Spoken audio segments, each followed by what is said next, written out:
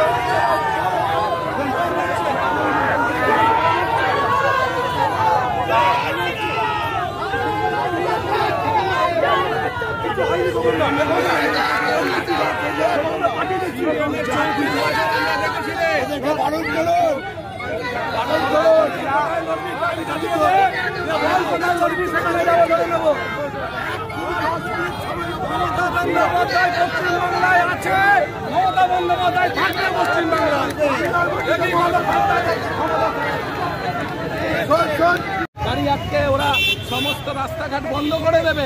কোথায় কি হয়েছে সেখানে বুঝবে। বর্ধমান শহরে সব চলবে না। বর্ধমান শহরে সব শান্তির শহরে বিজেপিকে সব করতে দেবো না। সেখানে খুশি করবে, আমরা শহরে করতে দেবো না। ওরা ঘন্টার পর ঘন্টা রাস্তাঘাট আটকে রাখবে। ওরা পেয়েছেটা কি?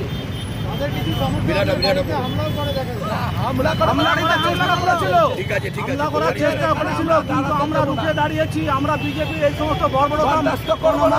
আমরা 50-এ রেখে দিয়েছি বিজেপিকে, 51 করতে দিইনি। আজকে 50টাই ভেরুয়ার দলকে আমরা তাড়া করে তাড়িয়ে দিয়েছি।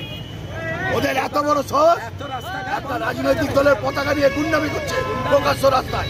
এখনো ক্ষমতায় আছে। ওরা ভাবছে কি এত সোজা বাংলায় চলে যাবে? পশ্চিমবাংলায় এক শ্রেণীর পুলিশও আছে যারা এই জিনিসটাকে প্রশ্রয় দিচ্ছে। আমরা এটা দিদির দৃষ্টি আকর্ষণ করছি। এদেরকে চিহ্নিতকরণ করা উচিত, করা হবেও আমরা বিশ্বাস করি। हमारा एक पार्टी का प्रोग्राम है 14-13 नंबर वार्ड में। हमारा नेता खोकन दास उस जगह पे उस मीटिंग में संबोधित करने जा रहे थे हमारा पार्टी का लोग को। रास्ते में देखा कि 20-25-30 बीजेपी का पार्टी का वर्कर वो लोग पूरा रास्ता जिन रोड बंद कर दिया। तो जाते वक्त हमारा गाड़ी में भी थोड़ा वो पथराव करने का कोशिश किया। हम गाड़ी से उतर करके उसका विरोध किया और उन लोगों को यहाँ से भगा दिया। পূর্ব বর্ধমান থেকে সুদীপ্ত রায়ের রিপোর্ট, বেঙ্গল টিভি।